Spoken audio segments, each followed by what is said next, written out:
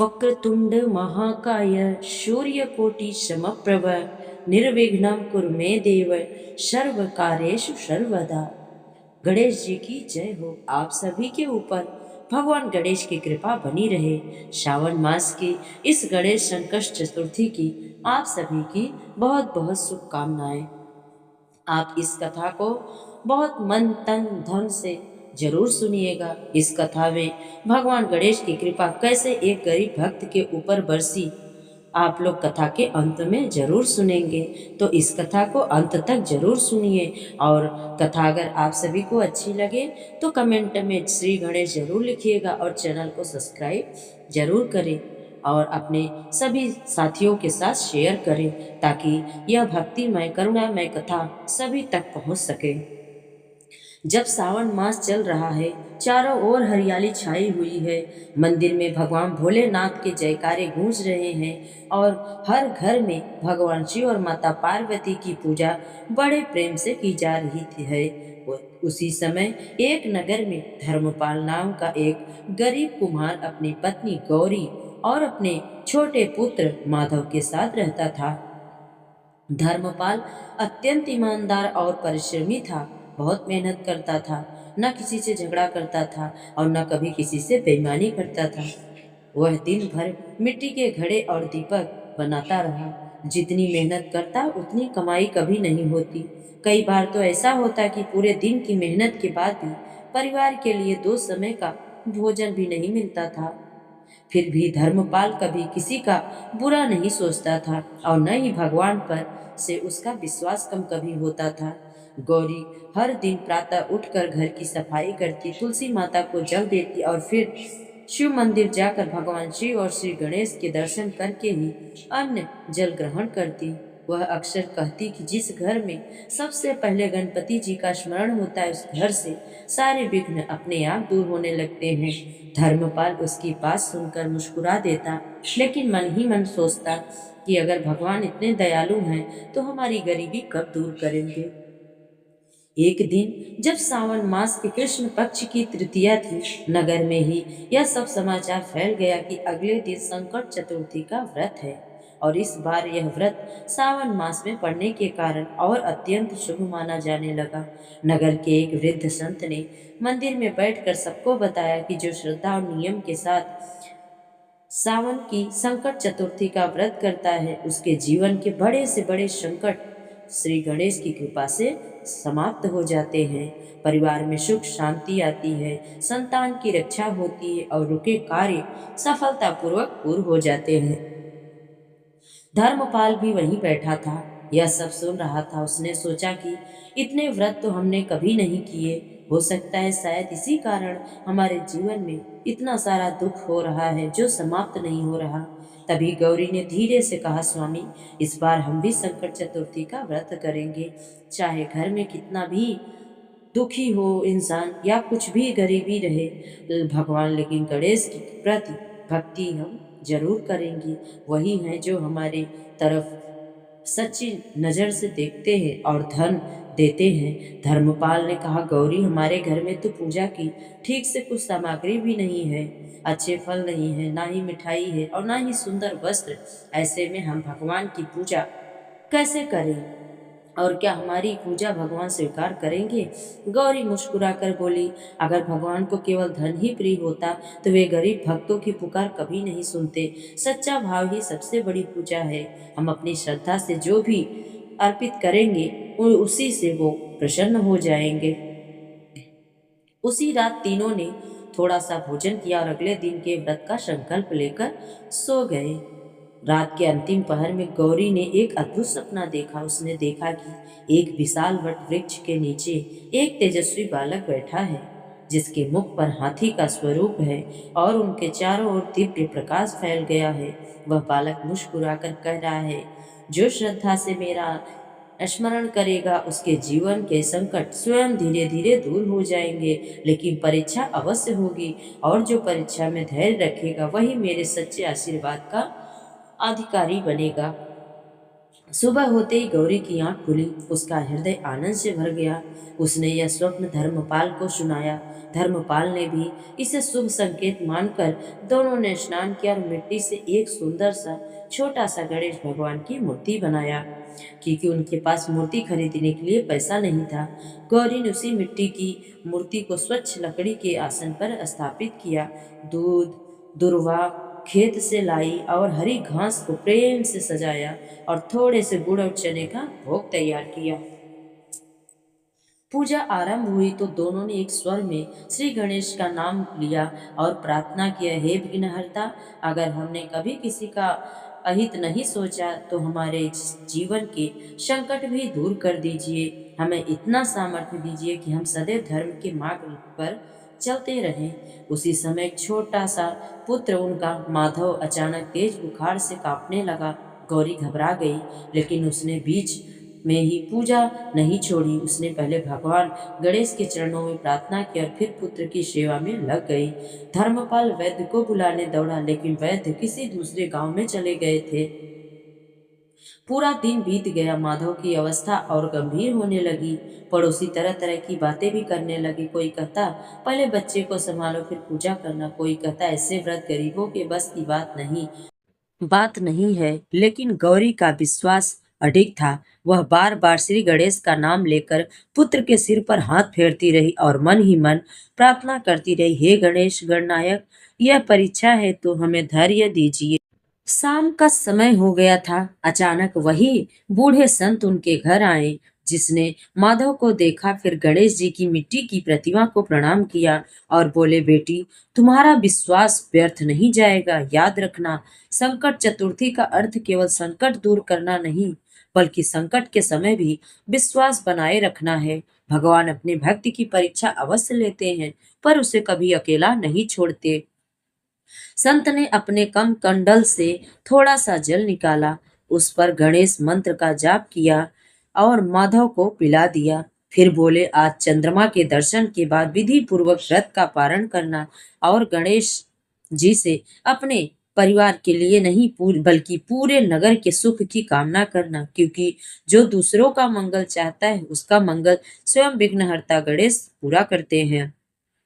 धर्मपाल और गौरी ने संत के चरण छुए, लेकिन उनके मन में अभी भी चिंता बनी थी कि उन्हें नहीं पता था कि आने वाली रात उनके जीवन की सबसे बड़ी परीक्षा लेकर आने वाली है और उसी परीक्षा के बाद श्री गणेश की ऐसी कृपा बरसेगी जिसे देखकर पूरा नगर आश्चर्यचकित में पड़ जाएगा। रात का समय धीरे धीरे निकट आने लगा। पूरे नगर के लोग चंद्रमा के उदय की प्रतीक्षा करने लगे। कहीं गणेश जी के भजन गाए जा रहे थे तो कहीं परिवार का एक साथ बैठकर व्रत की कथा सुन रहे थे। धर्मपाल के छोटे से घर में भी दीपक जल रहा था, लेकिन उनके मन में चिंता की लहरें धीरे धीरे उठ रही थी, क्योंकि माधव का शरीर अभी भी बुखार से तप रहा था। गौरी ने अपने पुत्र का सिर सहलाते हुए कहा, बेटा, श्री गणेश का नाम लो, अवश्य तुम्हारी रक्षा करेंगे वो। बच्चों की पुकार भगवान गणेश जल्दी सुनते हैं। माधव ने धीमी आवाज में कहा, माता, मुझे गणेश बाबा दिखाई दे रहे हैं। वे मुस्कुरा रहे हैं और कह रहे हैं कि डरना मत। धर्मपाल ने यह बात सुनी तो उसकी आंखों में आशा की कुछ किरण जाग उठी। उसी समय बाहर से किसी के रोने की आवाज आने लगी। पड़ोसी दौड़ते हुए आए और बोले, धर्मपाल, जल्दी चलो, नदी के किनारे बनी कच्ची बस्ती में अचानक पानी भरने लगा है। कई लोगों के घर गिरने वाले हैं। सब लोग सहायता के लिए हमें बुला रहे हैं। धर्मपाल ने एक पल के लिए भी अपने पुत्र को बीमार के था जो कि उसकी तरफ नहीं देखा। फिर गणेश जी की प्रतिमा के सामने हाथ जोड़कर बोले, हे विघ्नहर्ता, मेरे परिवार की रक्षा आप करना। मैं संकट में पड़े लोगों की सहायता के लिए बाहर जा रहा हूँ। गौरी ने भी बिना किसी भय से कहा, जाइए स्वामी, जो दूसरों का दुख समझता है, दूर करता है, भगवान उसका साथ कभी नहीं छोड़ते। धर्मपाल नदी की ओर दौड़ पड़ा। वहां पहुंचते उसने देखा कि कई छोटे बच्चे और वृद्ध पानी में फंसे हुए हैं। उसने बिना अपनी जान की परवाह किए एक एक करके सबको सुरक्षित स्थान पहुंचाना शुरू कर दिया। नगर के दूसरे लोग भी उसकी सहायता करने लगे। इधर घर पर गौरी अकेली बैठी गणेश जी का नाम लेने लगी। उसने दीपक के सामने हाथ जोड़कर बैठकर कहा, हे प्रथम पूज्य देव गणेश, मेरे व्रत में अगर थोड़ी भी सच्चाई निष्ठा प्रेम है तो मेरी भक्ति में छल नहीं है तो मेरे पति और पुत्र दोनों की आप रक्षा करिएगा। तभी अचानक तेज हवा चलने लगी और घर का दरवाजा अपने आप खुल गया। गौरी ने देखा कि एक वृद्ध ब्राह्मण हाथ में लाठी लिए द्वार पर खड़े हैं। उनके चेहरे पे अद्भुत तेज था। उन्होंने कहा, बेटी, क्या मुझे थोड़ा जल मिलेगा? गौरी तुरंत उठी और अपने घर का सबसे स्वच्छ पात्र लेकर उन्हें जल पिलाया। फिर गुड़ का छोटा सा टुकड़ा भी उनके सामने रख दिया। ब्राह्मण मुस्कुराए और बोले, तुम्हारे घर में धन की कमी है, फिर भी अतिथि का सम्मान तुमने बहुत प्यार और धर्म से किया है। यही सच्चा धर्म है। गौरी ने हाथ जोड़कर विनम्रता से कहा, महाराज, हमारे पास देने को अधिक कुछ नहीं, लेकिन जो है वह भगवान का ही दिया हुआ है। ब्राह्मण ने आशीर्वाद देते हुए कहा, आज की रात तुम्हारे जीवन का अंधकार समाप्त होने वाला है, विश्वास बनाए रखना। इतना कहकर वे धीरे धीरे चले गए। लेकिन कुछ ही क्षण बाद बाहर निकली गौरी तो वहां कोई नहीं दिखाई दिया, मानो वो कहीं अदृश्य हो गए। गौरी का मन बार बार यही कह रहा था कि ये कोई साधारण संत नहीं थे, बल्कि भगवान गणेश ही थे। उधर नदी के किनारे धर्मपाल ने अंतिम बच्चे को भी सुरक्षित बाहर निकाल लिया। तभी अचानक मिट्टी का बड़ा हिस्सा टूटकर उसकी ओर गिर पड़ा। लोग चिल्लाने लगे, लेकिन उसी क्षण एक ऐसा लगा मानो किसी अदृश्य शक्ति ने उसे पीछे खींच लिया और वह बाल बाल बच गया। धर्मपाल ने हाथ जोड़कर कहा, हे गणपति बप्पा, आपकी कृपा के बिना यह संभव नहीं होता। सब लोग हाथ जोड़कर बोलिए, गणपति बप्पा मोरया। नगर के लोगों ने भी उनकी बहादुरी की बहुत प्रशंसा की और उसे अपने साथ लेकर घर लौटे। जब धर्मपाल घर पहुंचा तो उसने देखा कि माधव का बुखार पहले से काफी कम हो चुका था। उसका चेहरा शांत और खिलखिला उठा। वह धीरे से उठकर बैठ गया।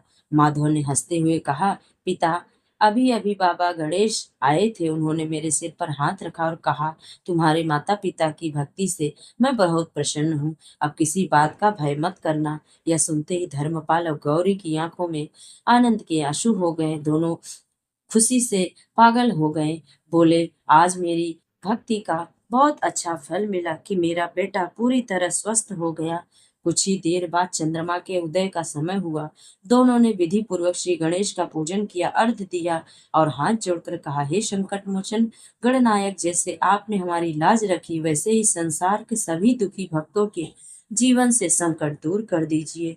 उसी समय मंदिर के घंटे अपने आप बजने लगे और पूरे नगर में यह समाचार फैल गया कि नदी का जल अपने आप शांत हो गया और किसी भी परिवार की जान नहीं गई। लोग इसे भगवान गणेश की कृपा मानने लगे।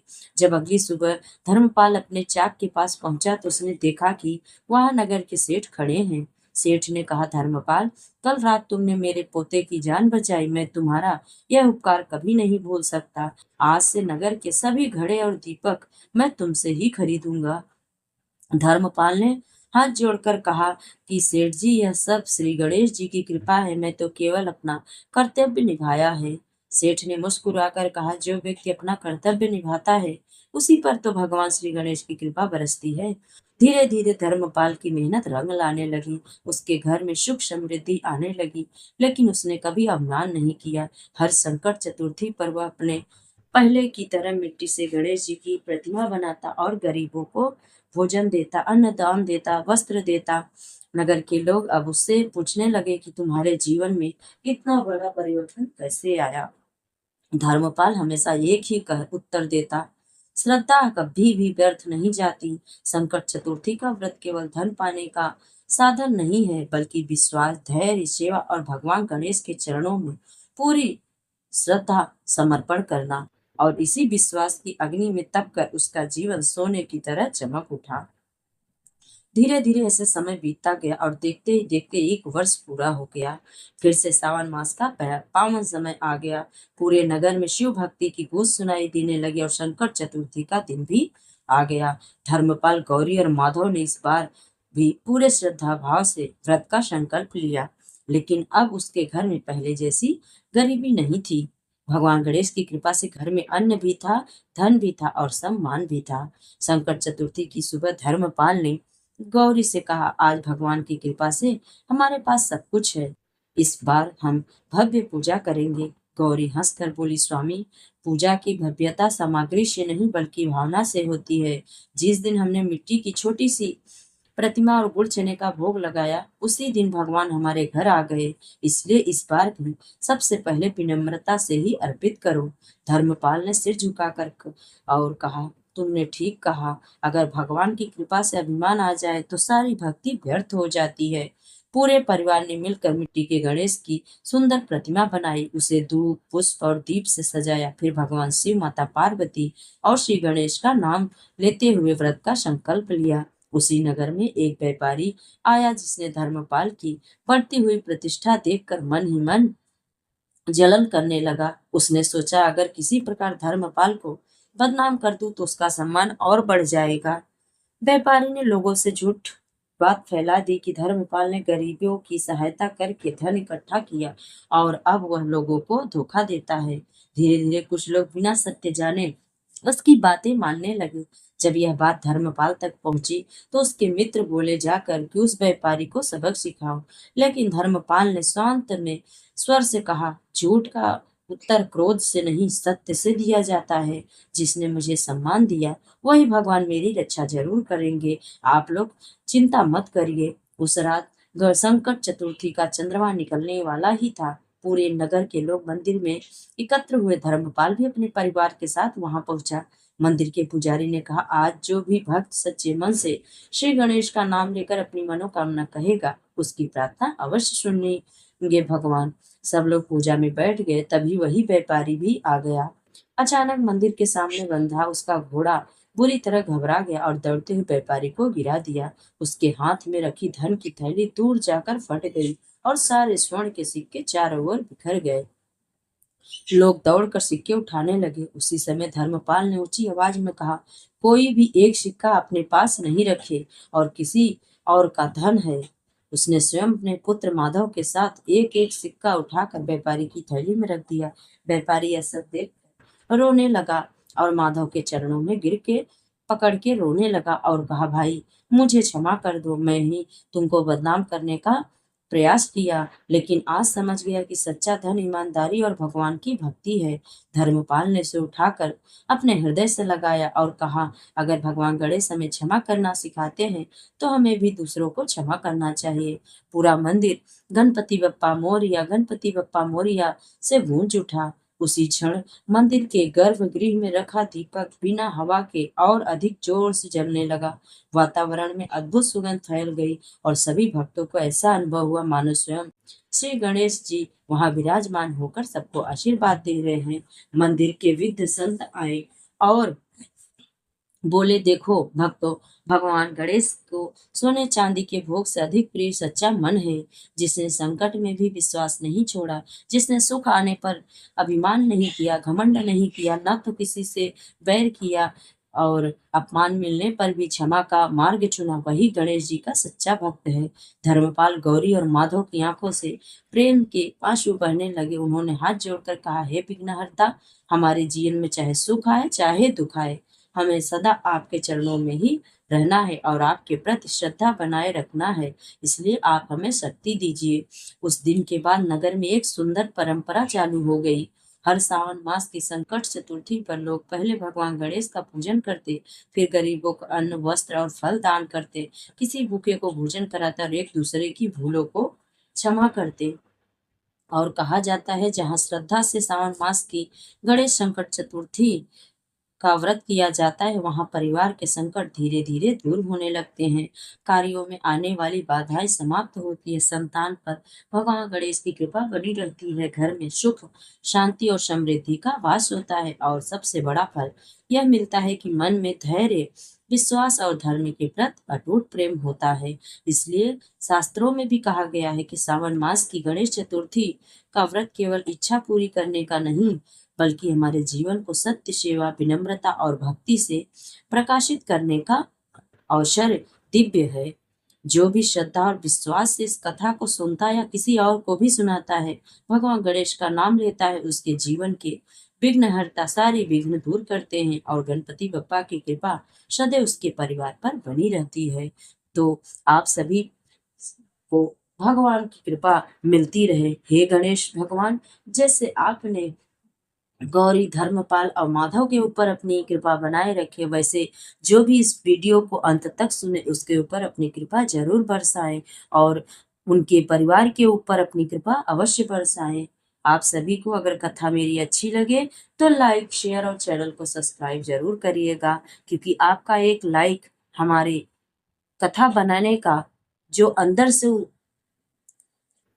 भावना रहती है वो तेज करता है। इसलिए आपसे हाथ जोड़कर विनती करती हूँ कि एक लाइक और चैनल को सब्सक्राइब जरूर करिएगा और कमेंट में जय श्री गणेश महाराज जरूर लिखिएगा। जय श्री हरि।